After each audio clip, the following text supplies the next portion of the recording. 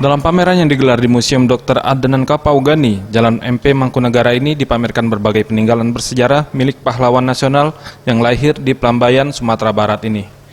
Rosidin selaku staf ahli bidang pemerintahan hukum dan politik Pemprov Sumsel, yang juga meresmikan pembukaan pameran keliling ini mengatakan, selain sarana edukasi sejarah untuk masyarakat, pameran ini juga diharapkan dapat diteladani oleh pemuda zaman sekarang, bagaimana Dr. Akagani yang berasal dari Sumatera Barat namun berjuang untuk Indonesia terkhusus rakyat Palembang, di mana beliau tak memandang suatu suku tertentu dan tetap menjunjung NKRI.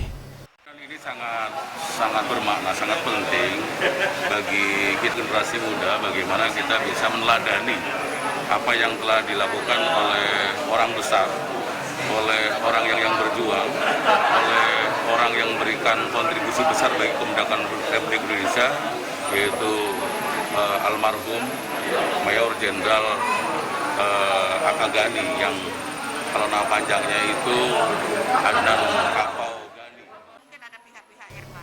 Yanti Gani selaku pengelola Museum Dr. Akagani mengatakan, dengan diadakan pameran ini diharapkan museum ini dapat berkembang ke depannya. Melalui museum ini, masyarakat dapat melihat sejumlah benda peninggalan orang tuanya dan dokumen penting pada masa perjuangan merebut kemerdekaan dari tangan penjajah. Tentunya mungkin ada pihak-pihak yang lain dari pihak ketiga bisa membantu museum ini supaya lebih berkembang lagi, karena memang ini sangat mandiri. Walaupun kita ada kemitraan, tapi itu kan terbatas, gitu kan, dananya juga mereka terbatas. Tapi kami menerima apapun yang mereka kasih, mereka ingin sumbangkan. Tim Liputan, Sriwijaya TV.